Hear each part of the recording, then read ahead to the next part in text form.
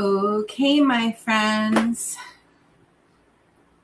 We're just getting live on Instagram, and then we're going to jam with Dr. Steph. All right. Hi. Hi. So, I don't know a whole lot about you, and I'm really excited to share you with the staffless community because there is zero doubt in my mind that you are a joy sparker in this world. So, Dr. Stephanie Libs, who are you? Where are you? What are you all about? Oh my goodness. Okay. Well, I'm Dr. Steph Libs. I'm a chiropractor in San Diego, and I went to Life West Chiropractic College, and I love chiropractic. I see lots of babies and moms in my practice. I also teach Webster for the ICPA. Is this audience mainly chiropractors? We are talking to doctors of all trades from all over the world with the common thread of wanting to get their communities healthier with great, loving, joy-filled care.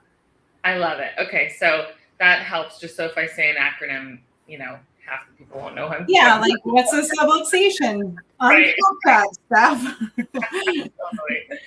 So I teach Webster for the International Chiropractic Pediatric Association, which is the technique that is all about helping pregnant moms feel more connected in their bodies, basically. And then I also teach chiropractors pediatric adjusting, cranial work, breastfeeding specific techniques. I'm currently breastfeeding my third baby right now as we speak. And I'm just all about boobs and bellies and brain development. Why would a baby or a pregnant mom want to get adjusted? What is that?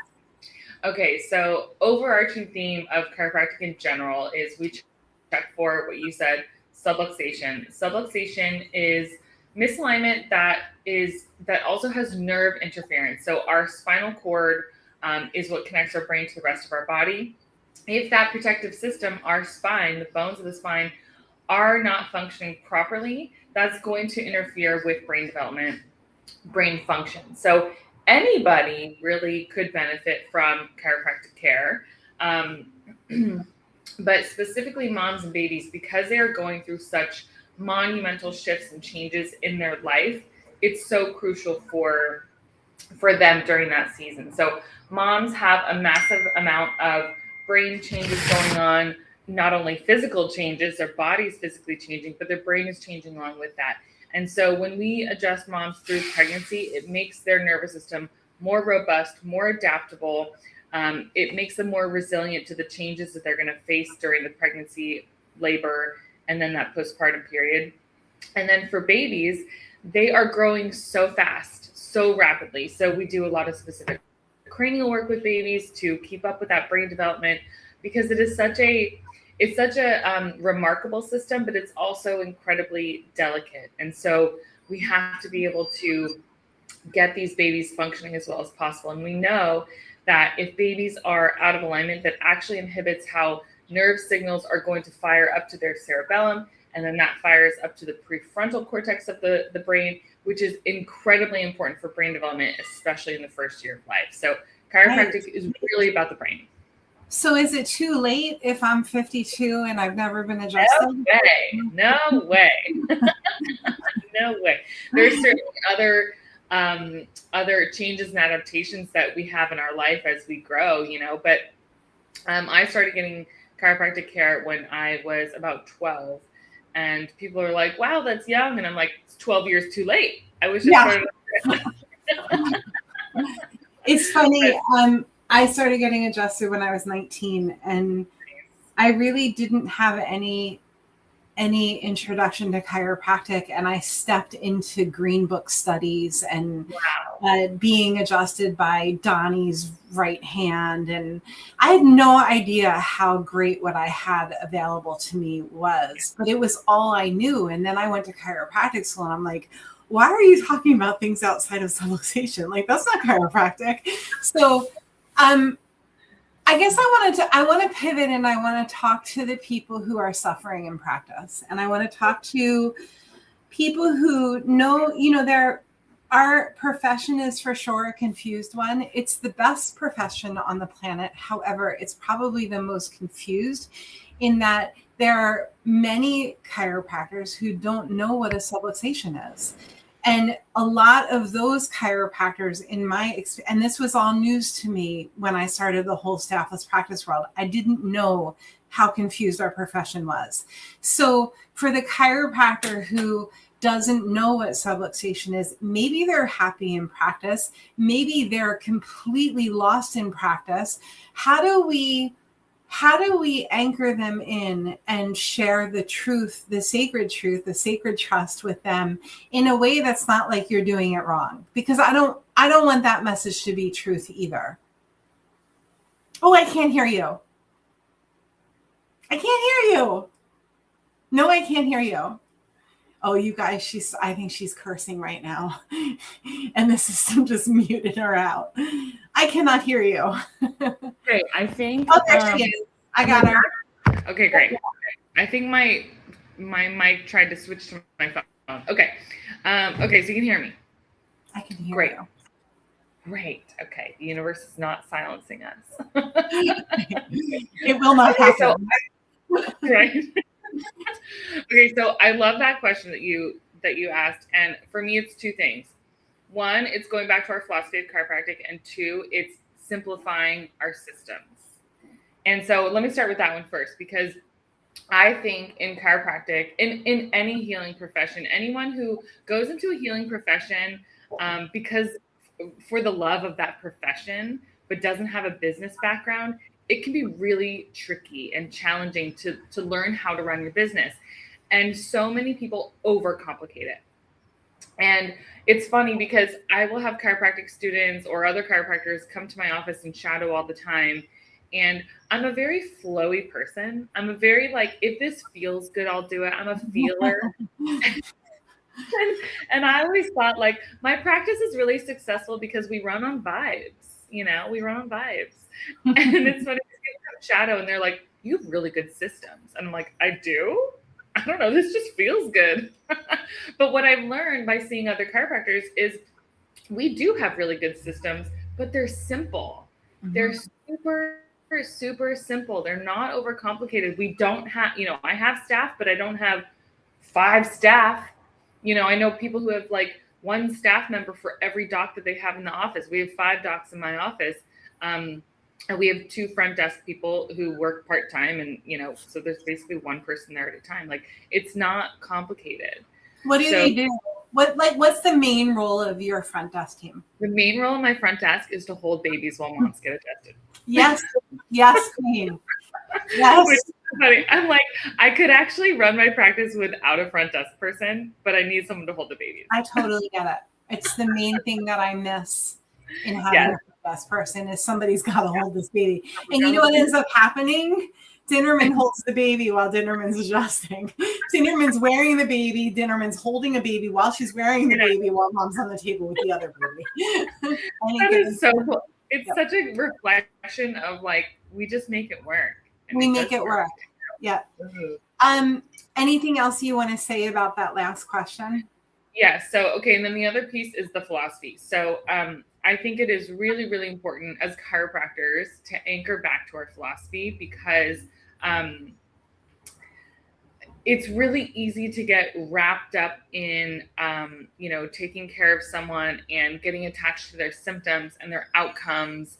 But if you go back to our philosophy, chiropractic is really about tuning up the nervous system, about keeping people, keeping their nervous system functioning well. It's not necessarily about the outcome. So if you're constantly chasing symptoms, to me, it leads to like a practice depression, because you're like, oh, why aren't I getting people well? And it's like, well, we are one piece of their overall health. And if we go back to our philosophy, my job is to find a subluxation, correct it, and let the body heal and do its thing. Whatever else that person does in the meantime is up to them. And I can, help coach them through some lifestyle things.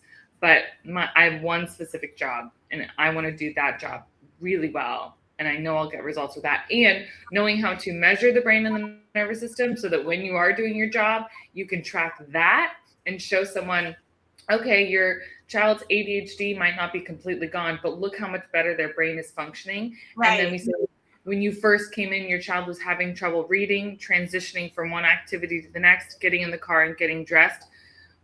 I can measure how well their brain is changing and then remember all those symptoms. Oh, they actually are getting better. Transitions are easier. He gets dressed in the morning. Wow, we are actually getting better. So would you agree, because what you're saying is not flowy at all. It's very, right. It's very cerebral, it's very anchored, it's very grounded. Would you agree with the following statement?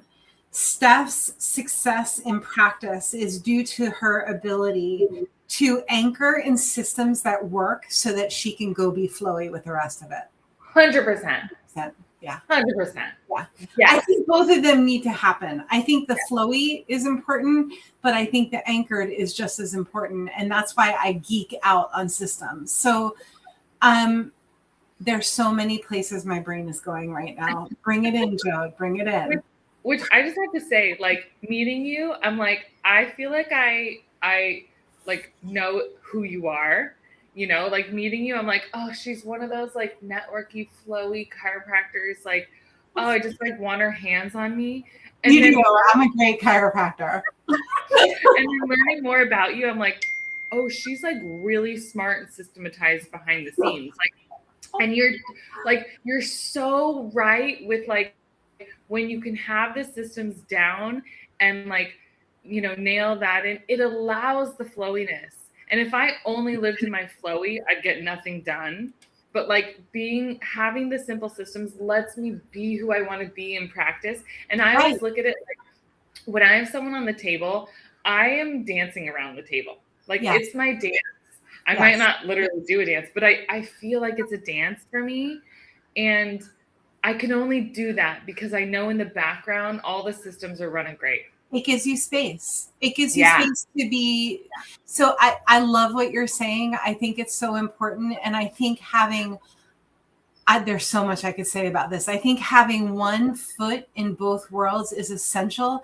I also think that sometimes we go to people to learn the systems and they don't resonate with how we want to practice. And it's okay, you guys, please hear me say this.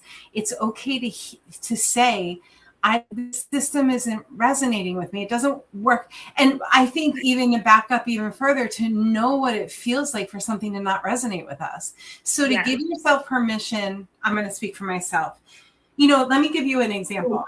So I'm 52, my hair is gray, see it? And over the past 5 years, I put on 15 pounds. And it was terribly uncomfortable. Like it's, you know, the feeling of walking around and your underwear is just too tight, right? That's how I felt all the time. And I all of a sudden, Liam Chubel jumps into of course you heard that, Liam. And I went to every guru in nutrition. I'm 52. I'm going through menopause. This is my story. And they're like, oh, that's your story. This is what you need to do. You need to eat more food. You need to exercise less. And nothing that they said to me worked. Nothing. And I finally went to the path of least resistance, which is move more and eat less. And I'm down 12 pounds. And now that I have that noise done, it's the same as chiropractic. The noise is no longer there where, oh, my underwear is too tight. Oh, I just keep feeling my underwear too tight. I'm so much more present for the rest of the pieces. Yeah. So then I bring that to being in practice. And this is true for any type of practice, whether it's naturopath, PT, ND, chiro, whatever, right? Yeah. I have my systems that anchor me so that I can go be free. Our systems give us freedom. So where do you learn your systems, Steph? Okay, well, so first I should say, when I was 18 years old, I started working for a chiropractor as their front desk CA. Me too. So, how fun! I was 19. Great. Yeah, I think I turned, it was the summer I turned 19. So I've been in chiropractic my entire adult life. And so I feel very, I just feel like it like runs through me fairly easily, you know? But I learned a lot of systems from one working there. And this was before social media. It was a super old system, you know, but like we hand wrote in a ledger book when people paid, you know. I mean, I'm not that old, but it was like, you know, 2004. And so that was kind of like where I started. And then when I was in chiropractic school, I would shadow as many offices as I could. I literally went to 1 to 2 offices every single week, my last 6 months or so of school. So I saw a lot of offices. And I think that's really important. Go see how people are actually doing it in practice. Take what you want, leave what you don't. Maybe you're going to learn things that you don't want to do, which is just as valuable as learning what you do want to do.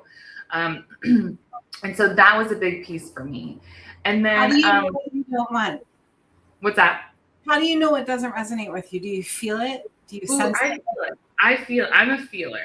So I feel it. It just doesn't like, ooh, that's cool. That works. I could make that. I could integrate that. And then I feel things that's like, ooh, it just doesn't sit in my body right. You know, that doesn't feel like it flows in me very nicely. I have a physical, I can dance with that.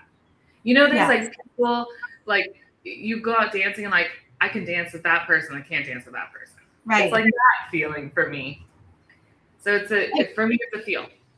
I can jam with that. So, you know, Mackenzie McNamara, I met her at Mile High a couple years ago, and we literally met on the dance floor. My best friend. I am obsessed with her so much. I'm obsessed with her too. Yeah. Like, she's someone we literally met on the dance floor dancing with each other, and I was like, we're soul sisters. Immediately, I can dance with her. You know? I met her and I said, will you be my best friend? She didn't say yes, but I said, you're my best friend. You're my best friend. You have no choice. She's so badass. She's so good. There are so many people in chiropractic who are just like, do I really get to know this person? Right? So I want to go to one more place, okay? I want to go to the person who is like, yeah, this all sounds fun, and you guys like really seem like you got your act together, or maybe you don't think we have our act together, but I need to pay my rent. I need to put food on my table. I need to get my kid into college or whatever it is. What do you say to that person who's in practice but just not loving what's happening? Okay, so that is a really tough one, and you have to find how you love it. So in the beginning of my practice, I was getting coached. Arno is a huge mentor of mine. And you know, he was kind of coaching me in the beginning. And I remember he said to me once, we had this conversation about,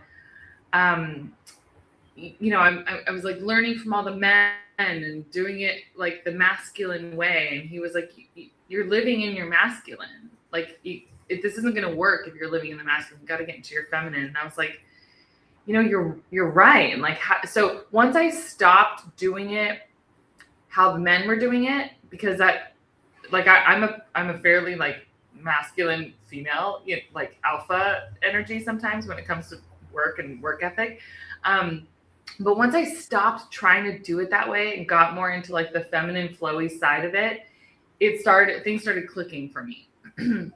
The other thing I would say is not being afraid to speak out and speak up about what you do and the truth that you know and the things that matter. And I think it's really important to like publicize yourself to the world of what the gift that you have to give them. You know, so in the beginning of my practice, I did not have a huge, you know, peds and pregnancy population at first, but I branded myself as a pediatric pregnancy specialist. You know, use the terminology legally you can use, but like everybody knew me as, oh, Dr. Steph, she's got a pediatric pregnancy office. There wasn't a ton of kids and pregnant moms coming in yet, but I was in my training with ICPA. I was branding myself as that, and I wasn't afraid to say that. And even if I met someone who was interested in chiropractic care, who didn't have a family or wasn't pregnant or a baby, they would see my business card and say, oh, pediatrics and pregnancy, like you can do that? So it opened up a whole conversation of the nervous system and why they should come in for care also. So I think like finding your truth, speaking your truth, not being afraid to tell people the truth about what we do, to me, that lights my fire, that sparks my joy, that makes, I feel like I'm living in integrity with that. And yeah, then, it's a ripple effect, Steph. And I'm thinking about the baby that you're nursing while you're telling this, while you're speaking your truth, and how that energy goes right into baby. And baby feels the power of you talking while you're speaking about your truth. And then baby can't help but experience that in baby's world. And can you imagine the ripple effect that's possible? I have goosies. That makes me really happy. right? I remember our mom used to put a video of Sade up, who would, like, there were all these like Mariah Carey and all these really famous, this was a long time ago, like one of the first camps. Wow. And there were all these famous pop stars that had all this makeup and their boobies, you know, and all the things. And then he put a video up of Sade barefoot in a really simple dress, singing on stage like this. And he said, watch this. He said, this is beautiful. This is the definition of beauty. And I still remember feeling what I felt. Well, I don't have to be anything but what I am. And so what's the action step that person can take right now? I would say find some friends, find your tribe, find your mentors, find people who are doing it the way that feels good to you, and that you can emulate or get anchored and, like, you know, have a little mini mastermind with, or something like that. To me would be a great starting point, is surrounding yourself with people who are supporting you, cheering for you. Also, I think is really important. Find people who truly support you, who don't have that jealousy, who want to see you succeed and thrive, and, like, you know, can remind you when you lose your way, can remind you who you are and what you stand for, and bring you back to your center. Like, surround yourself with people like that. I think if you don't know where to start, you guys, start where your feet are. Like, look down at your feet and just start there. And what are your interests? If you're into running, join a running club. If you're a chiropractor, go find the chiropractors in your community that are addressing subluxation. If that's your jam, please find those people. Even if it's not, find those people. And make sure that everybody who's listening, please make sure that you're getting adjusted. Give us your best commercial. How can people get involved in your world? Let's see. Well, I'm pretty active on social media. So on Instagram, Dr. Steph Libs. I am pretty outspoken on there. I'm also pretty involved in the chiropractic profession, and I really, just a little side note on that, I really try my best to stand up for high ethical standards, being congruent, doing the right thing. Yeah, as we all should. And you guys, if you want to know more, please follow Steph on Instagram. And there's a lot happening in our profession. I think that I've always felt like chiropractic is a reflection of what's happening in the world, always, because we're so spiritually centered as a profession. And there's turmoil when it's really tumultuous. There's ease and peace when things get quiet, right? It's a very interesting dynamic. So tell us about ChiroFest. What is ChiroFest, and why should people be interested? Oh my gosh, I'm so excited for ChiroFest. Okay, truth be told, this will be my first time going, and I've been wanting to go for years, and I've just been in the season of, like, motherhood and haven't ventured out to as many seminars as I have desired to go to. So this is my first ChiroFest, but I have heard about ChiroFest for years, and you know, in my mind, it's like just this big philosophy event of this coming together of chiropractors who stand for the same thing, who cheer for each other, who want the best for each other. And I will tell you, like, events like this, I'm like, I'm going to bring the heat. I'm in full mama bear mode energy. Like, I am not afraid to hold back and say what needs to be said, and hopefully light people up for chiropractic, for serving bigger, for stepping into what feels most authentic and congruent to you, so that we can go and light up the world, because the world needs that. The world is desperately calling for that. And again, we need to remind each other of the power to go and speak the truth. We're going to light it up. I'm coming too. So if you guys are anywhere near Washington State, or if you want to jump on a plane, come hang out with us. It's the September 21, 2, 3, that weekend. And I'll be speaking. Steph's going to be speaking. We're going to have Paul Reed is one of the nicest people I've ever met in my life. He is so humble and so kind and so badass. And I cannot wait to give that guy a hug. And you too. I can't wait to hug you, Steph. So for all of our listeners, thank you for listening. Go make the world better with great care. Check out Dr. Steph, www.drstephlibs.com. Steph, please stay in the podcast room, and thanks for being here. Thank you so much.